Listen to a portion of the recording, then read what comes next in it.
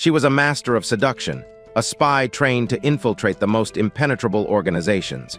For years, she lived a double life, gaining the trust of a notorious assassin, the very man she was sent to destroy. Her mission was clear: uncover his secrets, report his every move, and bring down the most wanted hitman in the underworld. But everything changed the night her cover was blown. That night, the assassin, Minoru, returned home after a mission and greeted our protagonist, Rei, with a kiss on the forehead, apologizing for coming home late. Rei welcomed him back and asked about his mission, but Minoru dodged her questions and acted like she said nothing. This annoyed Rei, and she started complaining that he never gave her a straight answer. But out of nowhere, Minoru hugged her from behind, startling her. He told her that she was actually the one hiding secrets. Rei started to panic and tried to brush it off, but Minoru kept going, letting her know that he already knew the truth about her. Leaning in close, Minoru suddenly whispered in her ear, telling her that Rei wasn't even her real name. He then revealed her true identity, Miss Hero Naniko. Minoru didn't stop there. He pulled out a pocket knife and revealed that he already knew she was a spy. It was at that moment that Rei, now known as Naniko, realized she had completely failed in her mission. Minoru pushed her down onto the bed and told her not to move. Naniko was terrified, thinking he might hurt her, but Minoru calmly said he wasn't going to do anything bad. Nervously, Naniko stammered and asked when he'd found out she was a spy. Minoru told her he'd known for a long time. Thinking this was the end for her, Naniko started to say her last prayer silently, but then she noticed something odd. Lying there helpless, Naniko realized Minoru wasn't tying her up or anything of the sort. That only made her more anxious. Was he planning to torture her later? She figured her best chance was to escape, but as she tried to break free, Minoru gently covered her eyes and told her that resisting was pointless. He ordered her to give up and then whispered good night in her ear. Naniko braced herself, thinking this was truly the end. When morning came, Naniko woke up to find herself in Minoru's arms.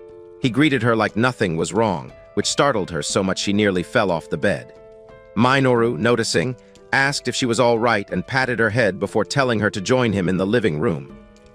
As he walked off, saying he needed some coffee, Naniko stayed on the bed, completely confused about why she was still alive. She even wondered if everything from the night before had just been a bad dream. When Naniko finally went to the living room, Minoru pulled out his knife again and told her to come closer. Naniko was sure this time it was the end for her. But to her surprise, instead of ending her, Minoru had actually made her a 5-star meal. She cautiously tried the food and was blown away by how good it was. She complimented his cooking, and Minoru looked honestly happy to hear it. As Naniko ate, she kept a close eye on Minoru, wondering what he was up to now that he knew her secret. She couldn't figure out why he was acting so friendly and feeding her like nothing had happened. Still, she decided there was no way she was going to let Minoru win her over that easily. After the main course, Minoru smiled and offered to make her some French toast and ice cream for dessert. Getting annoyed by his unexpected friendly behavior, Naniko started to wonder if Minoru was trying to act like her perfect boyfriend or something. She called him by his name and asked if he'd always been this good at cooking. That's when the assassin casually dropped a bombshell. He said Minoru wasn't even his real name, and the person she'd been sent to spy on never actually existed. When Naniko heard this, she was furious. She shouted that their whole relationship had just been a silly game between two people pretending to be someone else. She mentioned her intelligence report, which claimed he liked airheaded girls, and demanded to know if that was fake, too. Minoru apologized and admitted that it was all a lie. Naniko was crushed. She couldn't believe that all the information she'd carefully collected turned out to be useless. Seeing how upset she was, Minoru tried to encourage her. He told her she was on the right track and that these experiences would help her do better in future missions. But Naniko admitted she couldn't afford to mess up. She explained, through a quick flashback, that she'd grown up with no family and being a spy was her whole reason for living. Failing this mission meant going back to the association, which would be nothing but torture. For her, there was no such thing as next time. With a sad look, Naniko said there was no point in feeling sorry for herself since Minoru was going to murder her anyway, but even then, she didn't regret anything.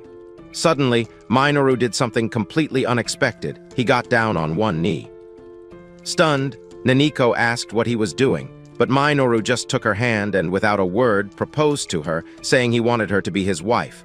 Completely stunned, Naniko demanded to know what Minoru was talking about. Minoru told her to think it over, then explained that if she went back to the association without any useful intel on him, they'd probably get rid of her without a second thought. Minoru then revealed that there was a way to keep her safe. She should become his wife. By marrying him, Minoru explained, she could tell the association that she'd succeeded in getting him to agree to an engagement, or what they called a marriage contract. With that, Minoru called Naniko his little spy and asked what she thought about his offer.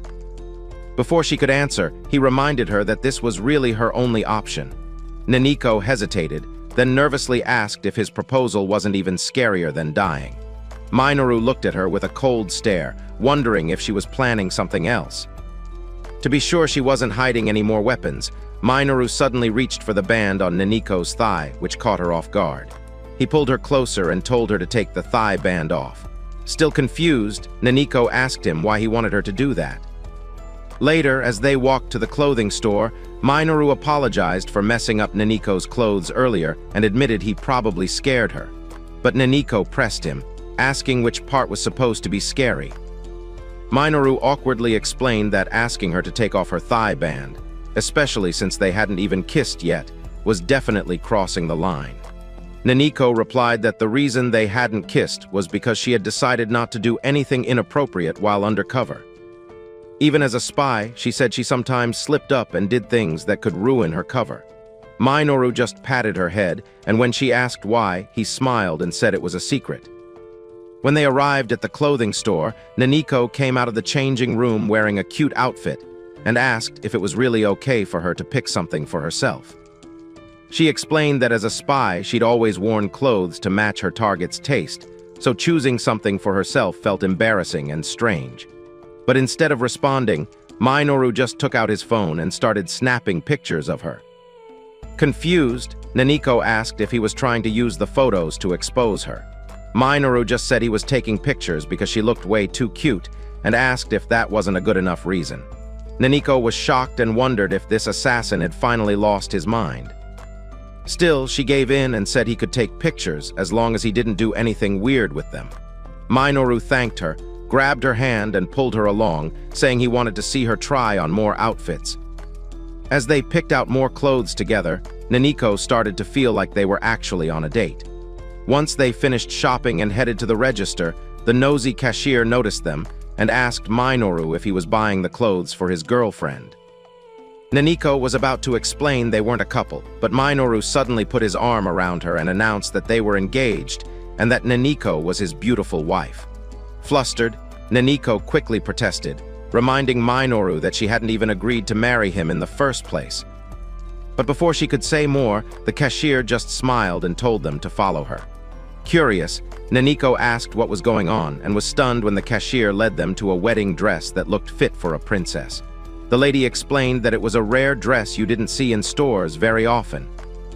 Naniko was so taken by the beauty of the dress that she accidentally said out loud how gorgeous it was. Minoru noticed how amazed she looked and asked if she wanted to try it on. Still lost in thought, Naniko barely heard him. When Minoru repeated the question, she snapped out of it and told him to stop joking. Embarrassed, she quickly reminded him that they should just go pay for their things. Later that night, back at the skyscraper, Minoru was out while Naniko sat alone in the apartment, lounging on the couch. Lost in thought, she realized things hadn't really changed. She was still doing what she always did, taking care of Minoru's place during work hours, but deep down she was torn. Her loyalty to the association was strong, and she knew she couldn't just betray them, even if it didn't feel right anymore. Suddenly, an idea hit her. With Minoru gone, this was the perfect chance to dig up his secrets. She got up from the couch and hurried to the bedroom, searching through his drawers, hoping to at least find out his real name. But just as she was about to dig deeper, she paused. Her mind flashed back to the moment when Minoru had proposed to her. She quickly shook off the thought, reminding herself not to get distracted or go soft. Minoru was still the enemy, and Naniko figured the only reason he kept her alive was because she was useful to him. Even so, she couldn't understand why she was starting to hesitate or feel soft toward him. Suddenly, Minoru showed up behind her, his face and clothes stained with blood. He pressed his blade to Naniko's neck and asked what she was up to. Naniko nervously tried to answer, but his cold touch made her freeze in place. Just his icy presence was enough to make her feel like she couldn't breathe. As she stood there fidgeting in silence, Minoru told her she was being a bad girl. Shaking, Naniko looked into Minoru's eyes and suddenly realized something. She just couldn't resist this dangerous man.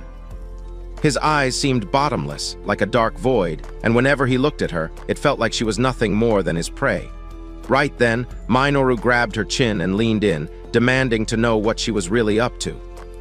He called her by name, and Naniko stuttered as she confessed to betraying his trust. She admitted she'd been trying to find out his real name so she could report it back to the association. Shaking, she apologized and told him he could do whatever he wanted with her. Minoru stared at her with cold, blank eyes and asked if that was really what she'd been doing. Naniko's mind drifted. She thought about how miserable her life as a spy had been. She wished she could have been a normal girl, and if she hadn't been forced into this life, maybe things would have turned out differently. But now she realized those thoughts didn't matter anymore. But instead of hurting her for betraying his trust, Minoru pulled Naniko into a hug and told her his real name was Omi, but she could just call him Omi. Naniko was shocked by this. Omi saw her surprised face and started explaining how his name was written in kanji, but Naniko quickly stopped him, saying that wasn't what she meant. She wanted to know why she wasn't dead after everything, and why he would just tell her his real name after all she had done. Omi calmly replied that he would never hurt her, and even offered to let her keep working as a spy, as long as she agreed to marry him. Naniko sighed, shaking, and wondered if all her spying was pointless after all. Omi admitted that her mission might cause him a bit of trouble, but it could really help her gain favor with the association. Changing the subject, Naniko mentioned how cold Omi's hands had been earlier and asked if it was because he had murderous intent. But Omi simply said his hands were always cold because he was sensitive to the cold. Worried, Naniko asked to see his hands, and when she held them, she realized they were as cold as ice. Her concern grew, so she suggested they make some warm food to help him feel better. Instead of answering, Omi gently pressed her hand against his face and told her she was always so caring. Naniko blushed at his words. Omi went on to say her hands were really soft and warm, just like fresh bread. This made Naniko's face turn even redder from embarrassment, but Omi just smiled and told her he had a gift for her. The scene then shifted to a church. Omi walked in and saw Naniko standing there in a wedding dress, looking like a Disney princess. As he approached her, Naniko turned and asked why he always did things so suddenly. Omi wondered if he'd upset her. Naniko hesitated, then said she still couldn't fully trust him. She reminded him that he was still her enemy and the target she was sent to spy on. She explained that, for an undercover agent like her, wearing a wedding dress didn't really mean anything. Naniko admitted out loud that, even though she'd grown used to this kind of life, she'd always loved fairy tales like Cinderella. But now, standing in a wedding dress, she just felt foolish. She noticed Omi watching her closely and accused him of setting all this up just to trick her.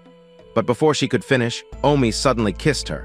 Naniko tried to pull away, but Omi held her tightly and continued to exchange his saliva with hers, not caring about any mouth infection. Finally, Omi pulled away and told Naniko how cute she was. He confessed how much he loved her and said he'd do anything just to see her adorable reactions.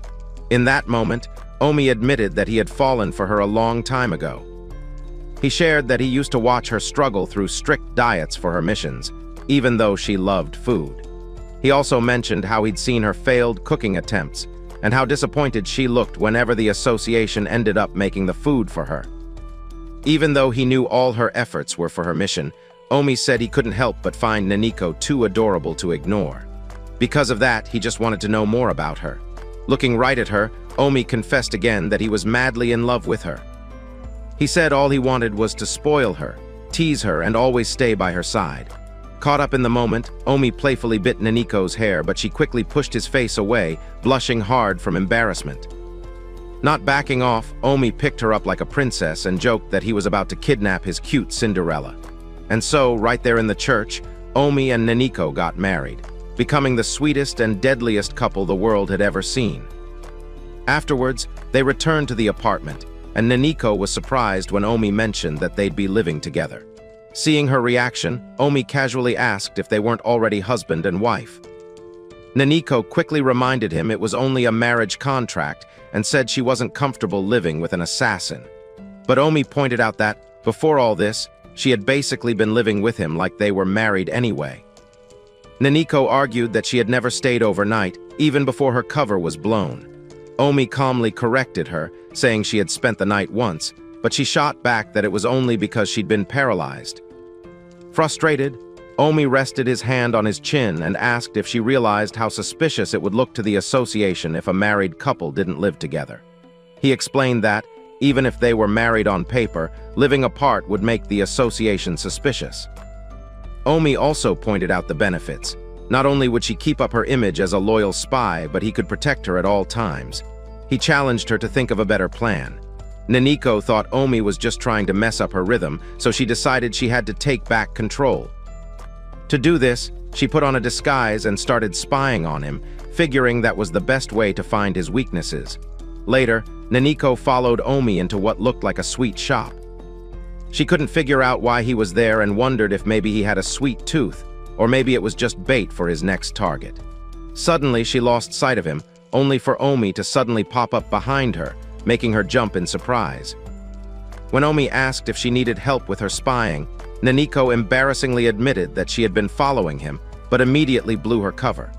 But Omi just smiled and said he already knew she was there, which made Naniko wonder how he could always be so sharp. Curious, Naniko asked Omi why he bought the sweets and what they were for. To her surprise, Omi said they were actually for her. Naniko stared at the package in shock. Omi, noticing her confusion, asked if it wasn't the kind she wanted, then mentioned he had seen her looking it up on her laptop. Naniko could hardly believe it. In a quiet voice, she told Omi that no one had ever done something like this for her before, and it made her really happy that he cared. Omi smiled and said she was way too precious, then jokingly asked if he should buy the pastry chef too. Naniko just laughed and said that wouldn't be necessary. Changing the subject, Omi asked Naniko if she wanted to see his workplace. Naniko's spy instincts kicked in, and she reminded him that she was, after all, his spy. When Omi offered to give her a tour, Naniko hesitated, saying she couldn't just walk in and pretend to fit in. Omi agreed, but then grinned and said he just wanted to show off his beautiful wife. Without giving Naniko a chance to argue, Omi grabbed her hand and led her toward his office. Naniko felt uneasy. She knew that if anyone at his workplace found out her true identity, she was as good as dead meat. Still, she forced herself to stay calm, reminding herself she was a spy and needed to keep gathering information. They walked through a dark, sketchy alley and entered a building where a man greeted Omi, calling him boss. Another intimidating guy with a cigar started staring at Naniko and asked Omi if she was the one. Naniko was so scared by his look that she instinctively grabbed onto Omi's arm. The man, whose face was hard to see at first, came closer, asking to get a good look at her. Tears started to form in Naniko's eyes as she imagined him tossing her into the ocean. But then, the man suddenly smiled and said the rumors were true. She really was beautiful. Another guy waved her over to have a seat, and Naniko quickly realized she had misunderstood them. To her surprise, everyone welcomed her warmly. Even the girls came over and started chatting with her like she was already part of the group. Seeing that Naniko was fitting in just fine, Omi told her he needed to attend a meeting and left her there. The man who first seemed so scary looked impressed, amazed that Omi had managed to marry someone so gorgeous, even though he was always buried in work. Then he turned to Naniko and casually asked if she was a civilian. The sudden question caught Naniko off guard, and she hesitated before saying she was just an office worker. The man nodded, but then, out of nowhere, he pulled out a gun and pressed it to her head, coldly asking if she was a spy. Naniko started shaking, her heart dropping as she realized she might have just been caught. But right then, Omi rushed over, grabbed the gun out of the man's hand, and demanded to know if he'd lost his mind pointing a weapon at his woman. Naniko was shocked to hear Omi call her his woman. Omi then warned the guy not to ever mess with his wife again. Naniko stared at Omi, completely stunned by how protective he was being. Omi then pulled her into a hug and quietly apologized, saying he was sorry for leaving her alone and knew it must have been scary. Naniko looked up at him in surprise. He was still the same Omi she knew, but right now, his aura felt bold and protective. The guy quickly apologized, saying it was just a joke and the gun wasn't even loaded. Trying to lighten the mood, he grinned awkwardly and asked if they'd enjoyed their wedding night. Omi glared at him, then admitted, a bit embarrassed, that they hadn't had their wedding night yet. Naniko's eyes went wide at that. In her head, she was screaming that there hadn't even been a real wedding, let alone a wedding night. Soon after, as they were leaving the office, Omi apologized for how his coworker acted. Naniko shook her head and said it was okay, even though her heart was still pounding from what happened. Suddenly, it started pouring rain, so Omi took off his coat and held it over Naniko to keep her dry. When the rain got even heavier, Omi casually suggested they grab dinner and wait it out. Naniko was surprised. Omi then slipped his arm around her waist, waiting for her answer, but Naniko got flustered, shook her head, and insisted she had to get home as soon as possible. When they finally got home, Naniko stepped out of the bathroom with her cheeks still red, trying to calm her nerves. She kept thinking about that wedding night comment from earlier and muttered to herself that this was just a contract marriage and that there was no such thing as a wedding night. Still, the thought kept bugging her. That's when she realized she didn't have any spare clothes to change into inside. Suddenly, the door swung open. Omi walked in like a boss, towel draped over his head, chest out, six-pack on full display. He called out to Naniko and casually let her know the hairdryer was free to use. Naniko's eyes went wide when she saw Omi's ripped body. Her heart was pounding a mile a minute. She tried to make a quick exit, but the door was locked. Flustered, she stammered out a question, asking if he planned to do anything weird. Omi just smirked, his voice cool and calm, and told her he didn't plan on doing anything cultured. He even offered to call her a taxi so she could get home safely. Feeling relieved, Naniko nodded. But as she reached for the hair dryer, Omi stopped her and insisted on drying her hair himself instead. Naniko reluctantly agreed. So with that, Omi's hands started moving gently through her hair, making her cheeks turn bright red. The warmth and softness of his touch surprised her, and she quietly admitted that it felt nice and that his hands were gentler than she expected. Suddenly, Omi paused and quietly apologized. Before Naniko could ask why, he leaned in close, his voice barely above a whisper, and told her he wouldn't let her get away. Naniko's heart nearly jumped out of her chest as Omi gently pinned her to the bed and softly said that tonight would be their wedding night. Naniko froze, staring at him in shock as his words sank in. With a shaky voice, she reminded him that he'd promised nothing like this would happen. But Omi just leaned in even closer, a dark smirk on his face, and said plainly that all men were liars. The moment you show a weakness, he added, they'll jump at the chance to take advantage. Desperate, Naniko nervously protested, saying things like that weren't needed for their marriage contract. But Omi just laughed, sounding amused, and told her she was a terrible liar. With a sharp look in his eyes, he reminded her that they'd tricked plenty of people together, and now they had to make everything look as real as possible. Omi held her down gently, his eyes lingering on her as he commented on how pretty she was. Naniko froze, stunned by what he said. But Omi didn't stop there. He leaned in, kissed her neck, sending shockwaves through her whole body, and then softly whispered something about leaving a deep mark on her.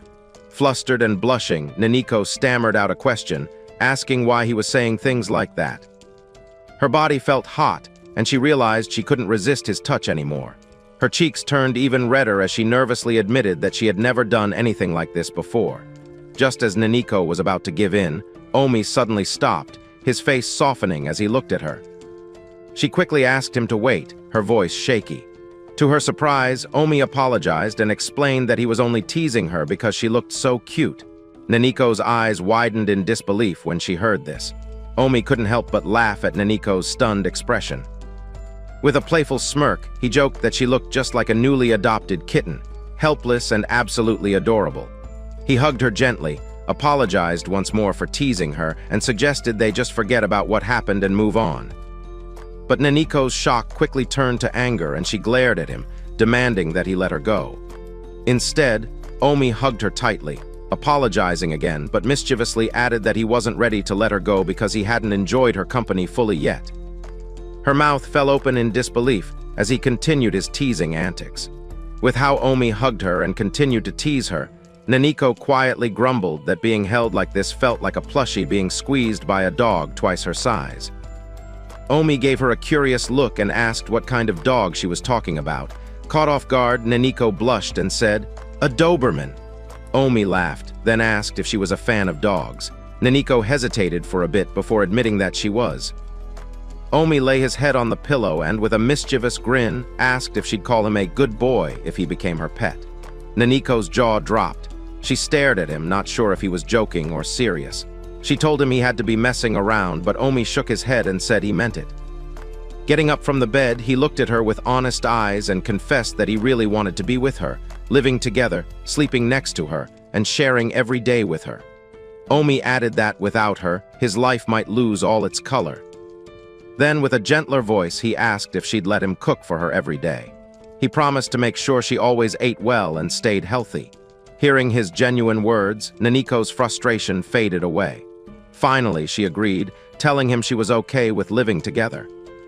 Omi's eyes lit up with excitement as he double-checked if she was really serious. Naniko nodded, thinking to herself that living under the same roof would make spying on him a lot easier. And besides, bro cooking was off the chart. Super delicious. Now that everything was decided, Omi cheerfully suggested they should also share a bed. Naniko immediately shot that idea down, insisting they'd be sleeping in separate rooms. As she headed out, Omi couldn't resist teasing her, saying she could always sneak into his bed if she got lonely. Annoyed and embarrassed, Naniko grabbed a pillow and whacked him with it, calling him an idiot before storming out. The following morning, Naniko woke up to find a picture-perfect breakfast spread waiting for her. She stared in surprise as Omi greeted her with a big smile, telling her to eat up. But just as she was about to start, the sound of the doorbell made her jump. Naniko glanced at Omi, confused about who could be visiting so early. Omi calmly asked if she wanted to answer the door with him, and she agreed. Together, they opened it to find a strikingly handsome man named Kanchai who looked like he'd just stepped off a runway. The stranger greeted Naniko, casually calling her Miss Spy. Naniko froze, shocked that he knew her secret, then nervously demanded that he explain what he wanted and why he was there. Kanchai's sharp eyes locked with Naniko, prompting him to express his confusion over whether she living with Omi was due to some kind of scam or a secret mission. On their very first day living together, Naniko accidentally stumbled into trouble, which to her might prove that this whole cohabitation thing might have been a terrible idea. Turning to Omi, Naniko demanded to know who the heck Kanchai was. Omi admitted he wasn't sure, suggesting that Kanchai might be there to keep tabs on them. That made Naniko even more curious, wondering if she had really been that suspicious. Sensing the awkward tension, Omi switched things up and asked Naniko if she wanted to join him at work for the day. Naniko paused, caught off guard by his unexpected offer. Before Naniko could answer, Kanchai cut in with an icy tone, asking why Omi would even consider working with someone who was obviously a spy. Omi just smiled calmly and said that bringing Naniko along would actually make things look less shady. Turning to Naniko, Omi gave her a hopeful look and asked if she'd come with him for the day. Naniko hesitated, pointing out that she was already on everyone's radar. But Omi reassured her, saying that if they showed up as a normal couple, it would make things seem less suspicious. Naniko lowered her voice and pressed Omi, asking exactly what kind of work he was talking about. Omi leaned in close and whispered that all she had to do was stick by his side. If she wanted, she could even spy on him all day. He didn't mind. Hearing this, Naniko's eyes lit up at the chance, and she quickly agreed. Kanchai, realizing he couldn't change Omi's mind, reluctantly gave in but warned Naniko that he'd be watching her closely. But Omi just brushed off the supervisor's worries, telling him not to stress about it. Naniko, on the other hand, was secretly excited. This was her big chance to dig up the truth behind Omi's mysterious job. Later on, the three of them pulled up to a massive palace in a fancy limousine. Naniko was left speechless, completely blown away by the size and luxury of the place. The sheer size and elegance of the palace stunned Naniko, but what really caught her off guard was realizing that her marriage contract had made her look suspicious enough for them to send a watchdog to keep tabs on her. It hit her that whatever secrets she had about Omi must be pretty valuable if they were going this far. Naniko figured this might be her best shot yet to dig into their organization, and finally get the answers she'd been chasing. But once they stepped inside the event hall, Naniko took a look around and quickly got confused. She started to wonder why they were even there in the first place, only to find out that Omi's entire job was just to serve as security for the event. Annoyed by the news, Naniko immediately scolded Omi for not telling her the truth beforehand. Omi just grinned, admitting that he figured she'd probably refuse to come along if she knew the real reason. Naniko's annoyance only got worse when she remembered that Omi had bought her a pricey new dress just for this event. She told him she'd pay him back when they got home, but Omi waved it off, saying it wasn't a big deal. Still, something about the whole event just felt off to Naniko, and she couldn't get rid of that uneasy feeling. Feeling uneasy, Naniko ended up blurting out her worries, but Omi totally dodged the topic. Instead, he showered her with compliments, saying the white dress made her look even more stunning, and teasing that it made her backside look extra thick. He kept going, calling her the most beautiful woman at the party and raving about how the dress made her skin glow. It was so over the top that Naniko could only stare at him in disbelief, not sure whether to be flattered or suspicious. Omi grinned slyly and said he was honestly happy she came to the event with him. All the compliments made Naniko blush. Flustered, she called him a dumb assassin, but Omi just grinned wider. He admitted he'd picked out that dress on purpose because he wanted to see her wearing it. Hearing this, Naniko's face turned even redder, and she struggled to hide her embarrassment. Right then, Kanchai, who'd been quietly watching them, commented on how nervous Naniko was, saying she really did act just like a newlywed wife around her husband. Omi couldn't help but laugh, which only made Naniko scold him for finding the situation funny. Omi apologized with a shrug, but Naniko held her ground, saying she was supposed to be playing the role of his wife, not a spy. Omi simply smiled and told her not to worry, promising to handle everything from here. Omi pointed at a nearby table filled with tasty-looking food and nudged Naniko to check it out. She looked over and admitted she'd always wanted to try that kind of food but hadn't gotten the chance before. Out of nowhere, Omi leaned in, told her to open up, and fed her a bite. Naniko was surprised and hesitated for a moment, but finally gave in and enjoyed it.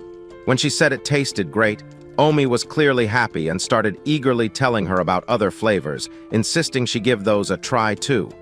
Omi kept feeding Naniko, which made her feel even more embarrassed. Eventually, Naniko spoke up, telling him she could eat by herself. Omi just smiled at her and pointed out that she had some cream on her face. Before Naniko could wipe it off, he leaned in and gently cleaned it for her, making her blush even more. While at it, his lustful gaze met hers, and for a second, Naniko found herself questioning if Omi had suddenly forgotten the reason he was at the event, and had chosen to preoccupy himself with satisfying his own desire to spoil her. Her face immediately reddened as the weight of the situation sank in. Deep down, Naniko had it in mind that if their sham of a marriage was discovered, it could cost her life.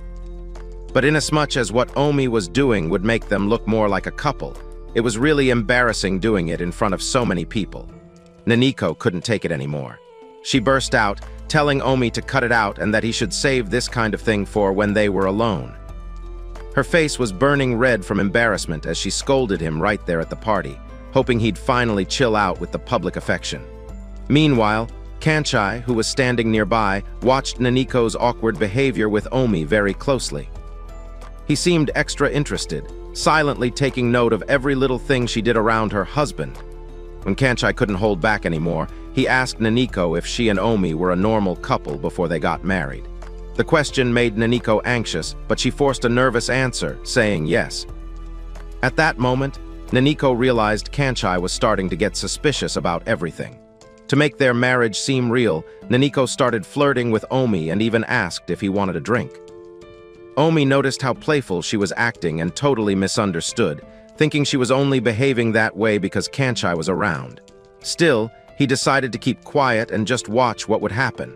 A little while later at the party, Naniko stepped out onto the balcony to get some air. She was feeling worn out by everything that was going on. She had tried so hard to convince Kanchai that she and Omi were actually a real couple, but it looked like he still wasn't buying it. So she decided to stop pretending for a while and just take a break. Suddenly, Omi showed up behind Naniko and quietly complained in her ear that she was giving Kanchai more attention than him. Naniko was startled by his sudden appearance and quickly scolded him for sneaking up on her when she was just trying to relax. When Naniko turned to face Omi, she noticed a strange expression on his face, prompting her to wonder if that was the look of jealousy. Before she could figure it out, Omi suddenly grabbed her by the waist and said that, since they were married, he just wanted her to focus more on him. With lustful eyes, Omi told Naniko that tonight he couldn't stop thinking about how beautiful she looked. He kissed her on the chest and begged her to forget about every other guy and pay attention only to him. Naniko was shocked. It was rare to see Omi this jealous, but she secretly thought it was kind of cute. Out of nowhere, a gunshot was fired in their direction.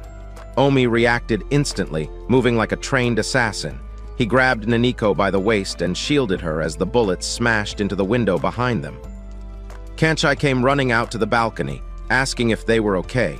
Without waiting for an answer, Kanchai quickly told Omi that things were getting out of control inside and reminded him that their job was to handle the situation. Omi picked up Naniko and told Kanchai he understood. Omi set a scared Naniko down in a nearby garden and begged her to stay there and wait for him. He told her to call him right away if anything happened.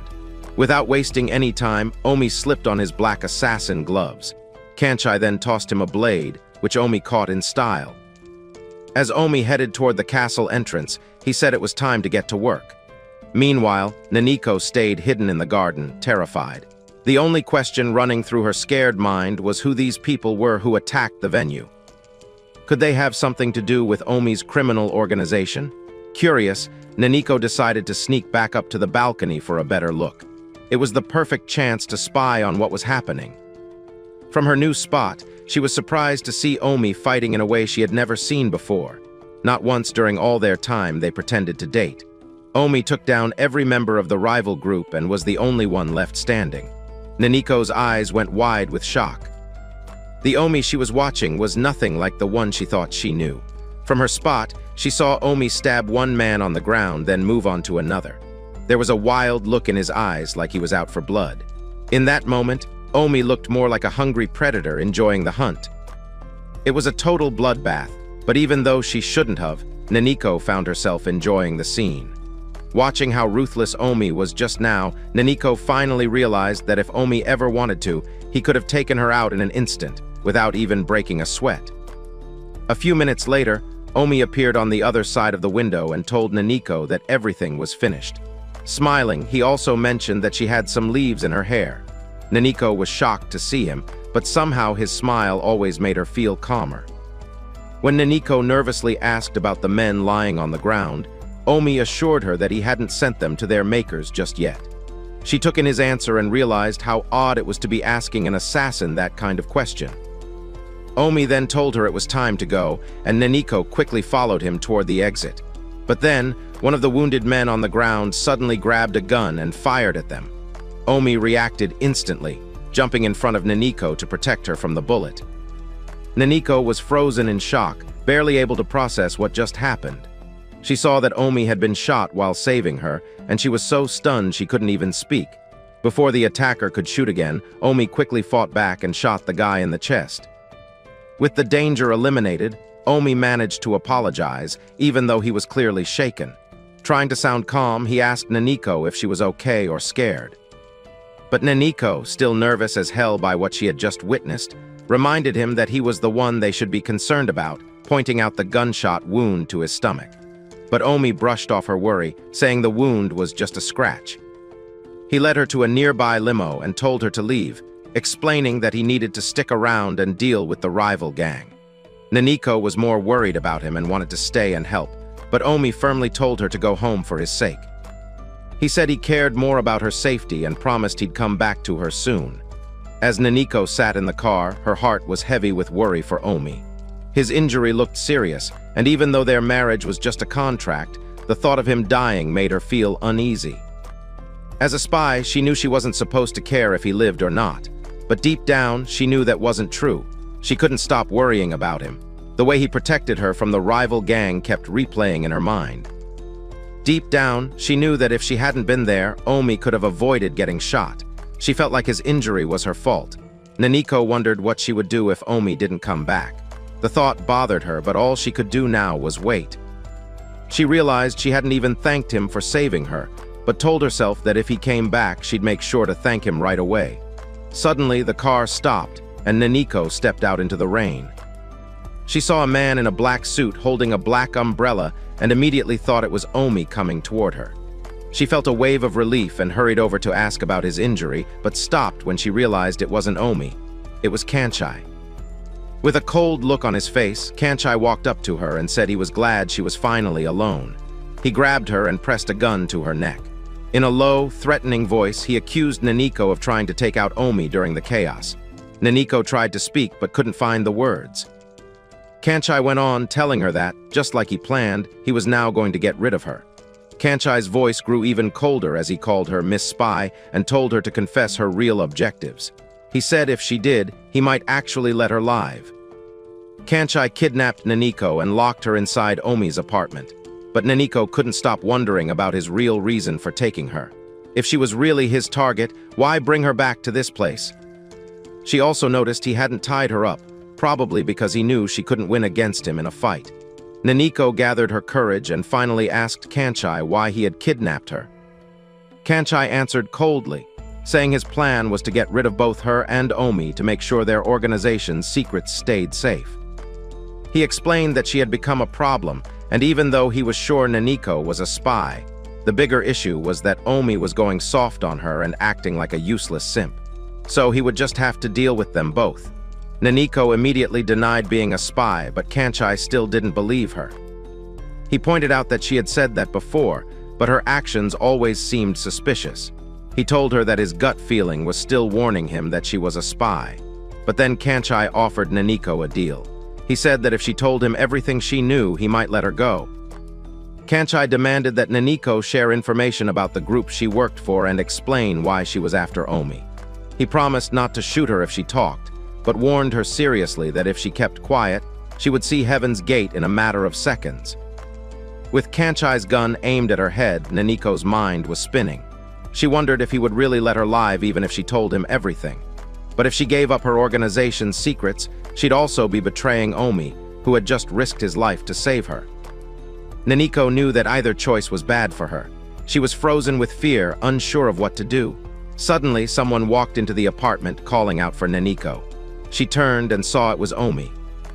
Kanchai quickly stood up and moved toward Omi, planning to finish him off, ignoring Naniko's desperate cries for him to stop.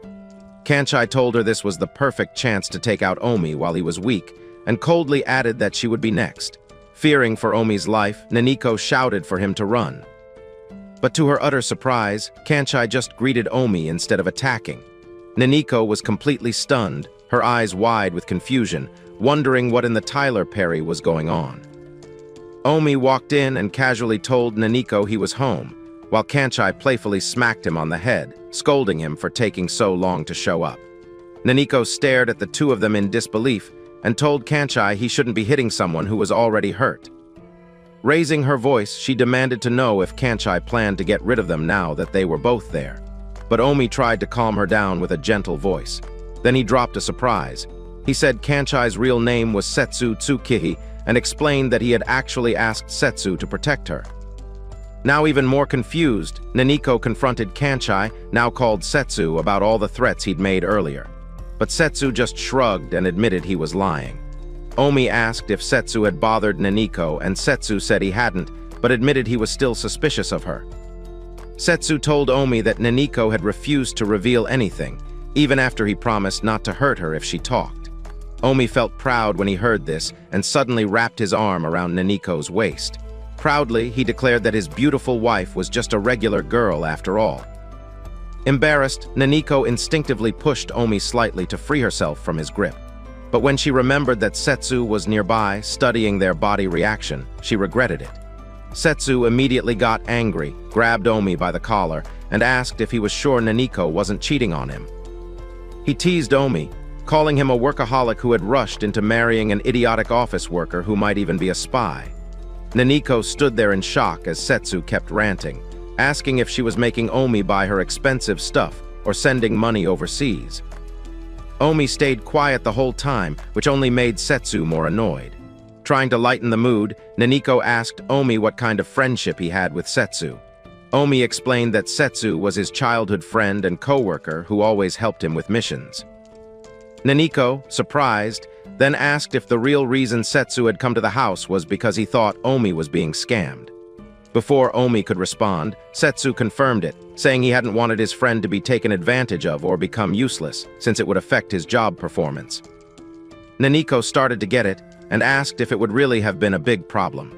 Setsu explained that because Omi was so easygoing, he would probably go along with anything. Even if Naniko was a spy, Omi might still accept her. But in the middle of the conversation, Naniko suddenly remembered that Omi still needed his wound treated and started to panic. Omi just laughed quietly, while Setsu pointed out that Omi hadn't complained about the pain at all. Setsu said he would go find a doctor, but made it clear he was still suspicious of Naniko. Before leaving, Setsu handed Naniko a bag. At first, Naniko was terrified, thinking it might be a bomb. But when she finally opened it, she was shocked to see it was just a wedding gift. Feeling touched, Naniko said that Setsu was actually a nice guy. Omi smiled and told her to try getting along with him. Just then, Omi winced in pain as his wound started to hurt and let out a groan. Naniko quickly helped him sit down and began to bandage his injury. As she worked, she joked that she was surprised he even had a friend, since he always acted like such a loner. She added that she had thought Setsu was just some stranger sent to keep an eye on her. Omi admitted that he was just playing along with Setsu, thinking it would be easier to convince her if she believed it was just a job. Naniko, tying off the bandage, gently suggested that Omi should stop acting cold towards Setsu and adopt a softer approach. Hearing this, Omi looked at her and softly declared that the only person he ever wanted to be affectionate towards was her. Naniko's cheeks instantly turned deep red as soon as those words left Omi's mouth, leaving her completely speechless. Naniko asked Omi what he meant by that, but then took a moment to thank him for saving her and apologized for the injury he got while protecting her. But Omi brushed it off and told her not to worry, saying he was used to getting hurt. Before Naniko could say anything else, Omi asked if she would give him a hug as a reward for saving her, saying it would help him feel better. Shocked, Naniko hesitated and started to walk away. But Omi quickly backtracked, saying it was just a joke and asked her not to leave. Naniko then stopped, held out her arms and said he could have a hug, but only this once. Omi lit up with excitement and opened his arms wide, leaving Naniko a bit stunned. She told him she'd rather hug him from behind, but Omi insisted he'd feel much better if she hugged him from the front and said she had to do it that way. Left with no other choice, Naniko reluctantly agreed. Naniko's face turned red, but she told herself it was okay to hug him this way. Omi wrapped his arms around her waist and pulled her close, making her even more nervous. Noticing how shy she was, Omi asked her to lift her head, and when she hesitated, he teased her, asking if she was refusing. In an innocent voice, he said he wouldn't be able to recover unless she gave him his reward. Her face got even redder, and she finally gave in to his request. Omi looked really happy and said he felt much better now. Naniko told him to stop saying weird things, but Omi joked that he might die from happiness. Embarrassed, she told him again to stop saying such strange things. When Omi mentioned he could hear her heartbeat, Naniko got flustered and snapped back that, of course, he could since he was so close to her. Omi agreed she was right, then kept complimenting her, which made Naniko feel even more awkward. Seeing how affectionate Omi was being, Naniko couldn't help but think about how strange it was. A spy like her being looked after by an assassin. Trying to keep her emotions in check, Naniko told him to sit still and wait for the doctor. Omi nodded and agreed. But then Omi questioned if he could ask her a question. Naniko hesitated for a bit before inquiring about the question. Omi leaned in close, whispering in her ear, asking if, when she shouted for him to run away earlier, she really meant to protect him. Naniko looked confused, not remembering when she said that, but Omi revealed that he had heard it when he entered. Omi also pointed out that, even when Setsu threatened her earlier, she hadn't given up any information. Naniko, surprised and embarrassed, explained that she was just panicking at the time and couldn't say anything. It wasn't because she was trying to be brave or anything like that. Omi nodded, lay back down, and remarked that since she still had spy work to do, She could always threaten him with a gun or worsen his injuries to interrogate him. He promised to respond to any question she asked. Naniko looked at him in confusion and asked what he was even talking about. Omi gently took her hand and said since he was weak, he wouldn't be able to stop her if she wanted to act like a real spy. He offered to divulge all the information her organization desperately wanted and asked if she would go through with it. Instead, Naniko worriedly apologized, acknowledging the immense pain he was in, and admitted that she couldn't bring herself to act like a spy in this situation. In the end, Naniko felt helpless and confessed that she had always felt lonely in her organization. She recognized that she was nothing more than a disposable pawn on the chessboard that could be easily replaced by her organization when she was no longer useful. In a society where everyone acted solely for their own benefit, she found herself shaken that someone had actually saved her life. It was new and unexpected for her. That was why she had thought of protecting him in that moment, and the very reason why she couldn't allow herself to let him die from his injury, even though he was her target. Suddenly, the doorbell rang, breaking the tension in the room. Naniko quickly got up, thinking it was the doctor, and insisted Omi needed help right away. But before she could open the door, Omi put his hand on hers to stop her. He surprised her by confessing that he loved her deeply. He told her she had no idea how much it meant to him that she opened up about her real feelings and said she was being unfair to him. As the knocking got louder, Naniko kept insisting that Omi let the doctor treat his wound. But right then, Omi suddenly asked her something unexpected. He wanted to know if her troublesome boss had ever protected her. Surprised by his question, Naniko started telling Omi everything she knew about her boss, including the details she was supposed to find out about Omi's background and weaknesses. Then she asked him what he had done to make her organization target him. But instead of responding, Omi suddenly moved closer and planted his lips on hers. Naniko's face immediately turned crimson, stunned by the abrupt gesture. After the sudden kiss, Omi pulled back and proposed a deal. He said his hands might be dirty, but he had no choice but to force her into a marriage contract with him, even after knowing she was a spy, because he loved and cared about her too much. He called her his Cinderella and then said he would reveal all his secrets to her, but only if she let him do whatever he wanted to do with her that night. Even though Naniko was supposed to be tied to Omi by a marriage contract, she was now caught up in a serious mess that she had never planned for. This was her big chance to finally get the important info she needed about Omi and his group. But it looked like the only way to get it was to let him have his way with her. Suddenly, Omi pinned Naniko to the door and leaned in for a kiss. She tried resisting, telling him to wait. But her effort was futile since Omi just continued kissing her, and while he was at it, she realized his body felt much warmer than before. She also realized that as much as she tried to resist, she just couldn't even if she wanted to. Her breathing started to grow shallow from the forced kiss, but fortunately, Omi stopped for a moment and called her a good girl. Naniko quickly told him he was being too rough, but Omi just said they should kiss even more. She stuttered and said no, clearly, refusing him. Still, she started to second-guess herself, wondering if saying no was the wrong move. Trying to calm things down, Naniko nervously suggested they could try again another time. But Omi was already lost in his own desires and pulled her even closer, grabbing onto her ginormous airbags. Naniko was stunned, and her face turned bright red. She told him his hands were somewhere they shouldn't be. Omi just smirked and said whatever he was holding felt extra big and soft. Feeling embarrassed, Naniko nervously protested, saying she didn't want to hear such comments. But then she noticed that his hands were cold and mentioned it. Omi suggested she warmed his hands with her body, but Naniko quietly begged him to let her go.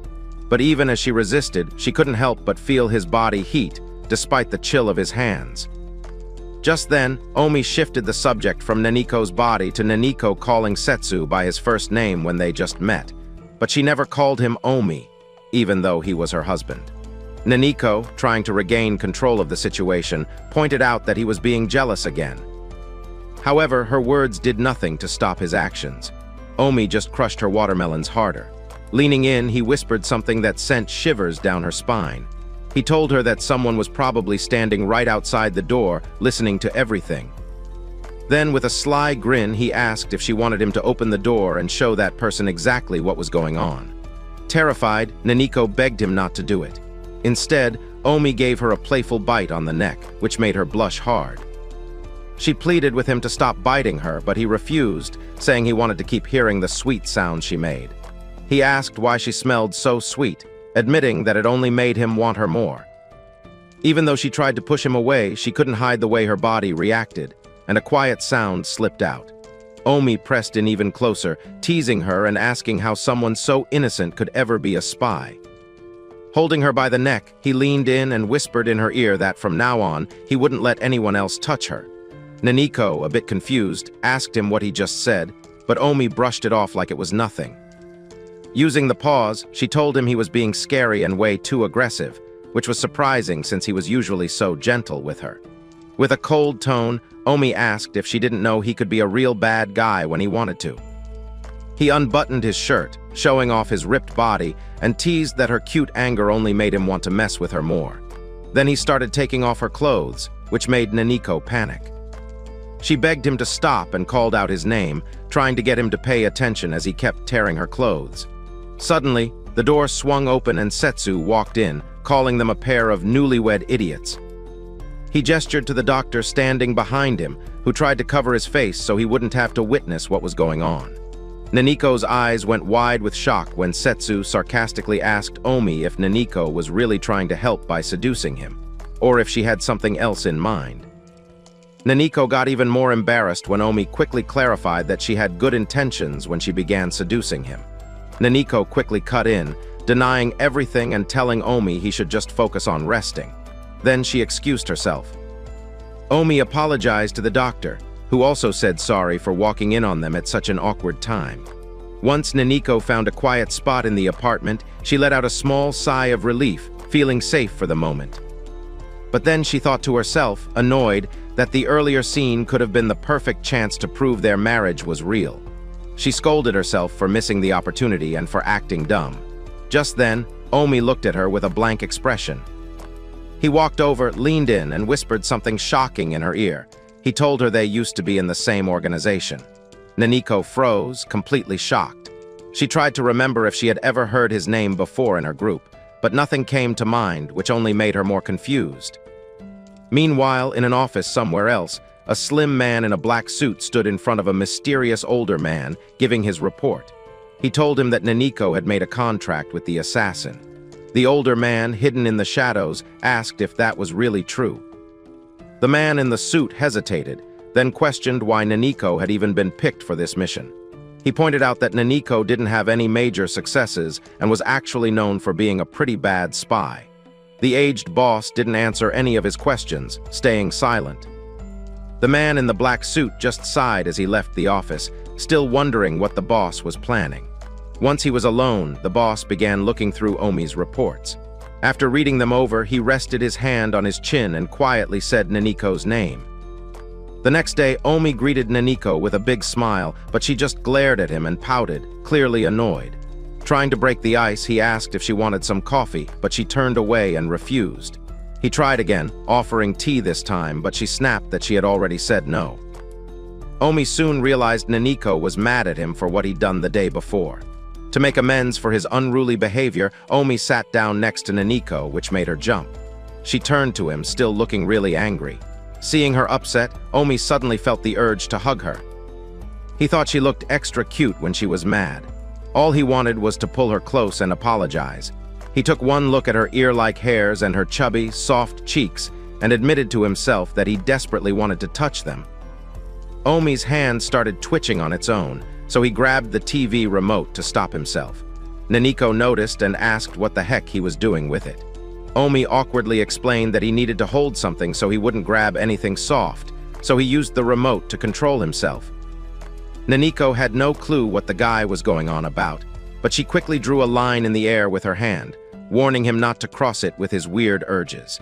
Seeing her do that made Omi realize it was all his fault for not stopping when she told him to yesterday. He scolded himself in his head, knowing he needed to think about how he'd acted. The memory of what happened kept replaying in his mind, making his hands shake because it felt way too embarrassing. He couldn't help but remember how hot Naniko's body was, but quickly forced himself to stop thinking about it any further. He reminded himself that Naniko's job as a spy was to watch him, get close to him, and gather important secrets. Omi tried to push all those thoughts away and focus on his work for the day, but it was no use. He just couldn't concentrate with her sitting so close. Still wanting her attention, Omi had no idea what to say, so he blurted out that he was just glad she was alive. Naniko looked at him, confused, not sure what he meant by that strange comment. But Omi kept talking, telling her that eating well, sleeping enough, and staying active would help her live a good life. Suddenly, he called her name and said she was his beautiful wife. He couldn't hold back anymore and softly touched her cheek. Naniko, surprised, quickly turned her face away. When Omi noticed how annoyed she seemed by his actions, it suddenly hit him. Maybe Naniko wasn't just mad, but actually starting to hate him. Worried, he gently asked if she was all right. Naniko said she was fine and explained that she was just surprised by how sudden his action was. Inside, Omi blamed himself for everything, thinking it was all because of how he acted the day before and wishing he had more self-control. Right then, Naniko told Omi it was time to go, but he paused and asked if she wanted to eat breakfast first. She said she'd just grab something outside. With a more serious voice, he asked if she was going to make her mission report that day. She answered yes and asked if he had a problem with that. Omi told her he'd be out all day and suggested she take the spare key. He also mentioned the weather looked cloudy and tried to remind her to take an umbrella, but Naniko walked out before he could finish. Once outside, Naniko looked up and saw that the sky really did look like it was about to rain. Annoyed, she realized she'd rushed out and forgotten her umbrella. She decided she'd just have to buy one at the nearest shop. As she walked, the sound of a power bike caught her ear from behind. When she turned around, she saw Omi sitting on the bike, looking like a bargain version of Tom Cruise. Surprised, she asked what he was doing there. Omi just grinned and said he had finally found her. Naniko was shocked and thought Omi must have come all this way just to stop her from giving out the information. However, Omi handed her an umbrella, which caught Naniko off guard. He said he saw the umbrella on his way out and thought she might need it. Then he teased that it matched her cuteness perfectly. Naniko was surprised and really thankful for his kindness. She asked in shock if he really came all that way just to bring her an umbrella, even though she could have just bought one herself. Naniko was even more surprised that he was thinking about her, especially after how rude she'd been to him all day. Feeling touched, she called Omi by a sweet nickname and told him he was spoiling her too much. But Omi told her he did it because he wanted to, and then finally apologized for how aggressive he'd been the day before. Naniko said she forgave him and would let it all go. Omi was about to leave on his bike when Naniko suddenly grabbed his shirt and, blushing, told him she wouldn't be upset anymore. Her face turned bright red as she admitted it was all her fault and apologized to Omi. She said she felt really guilty, which was why she'd been mad at herself. Hearing this, Omi got emotional and suddenly hugged her, telling her there was no way he could ever stop loving her. He suggested they cancel their plans for the day and just stay home so he could take care of her. He promised to feed her all sorts of tasty food until her stomach was totally full. Even though Naniko liked the idea, she reminded him that she still had to go to work. Omi agreed, but offered to give her a ride to the organization on his bike. Naniko, a bit curious, asked if he even knew where it was, and Omi said he did. Before she got on, Omi handed her a cute helmet he'd bought just for her, which made her feel emotional. She put it on, got on the bike, and held onto Omi tightly, feeling a bit nervous. Shortly afterwards, Naniko made it to the spy organization. Inside, she met with her boss, who brought up her marriage to the target and said the first step was now done. But Naniko quickly mentioned that the target, Omi, used to be part of the organization. She said she wanted to know more about Omi's past with them. The boss, however, warned her that if she didn't give her report right away, he'd have to start questioning her loyalty to the organization. Furious, Naniko asked if the boss was testing her because she was an amateur spy. The boss responded, reminding her that her target was a dangerous individual, and then warning her not to let her emotions take over her heart just because they were temporarily married. However, Naniko assured him that she was already aware of that. That said, the boss told Naniko it was time for her next mission. He handed her 2 tickets and explained that she needed to get even closer to Omi and find out all his secrets. Naniko was confused at first, not sure what the tickets were for. The boss then explained that the tickets were for a honeymoon with Omi, and her job was to get him to let his guard down. Naniko was shocked by the idea. But what really stunned her was when the boss said that if Omi lost focus during the honeymoon, she would have to terminate him right away. Will Naniko agree to embark on this deadly mission? Comment The Assassin Cinderella if you're excited to see what happens next in part 2. If you enjoyed the story, smash that like button and don't forget to subscribe to the channel for content like this. As always, thanks for watching.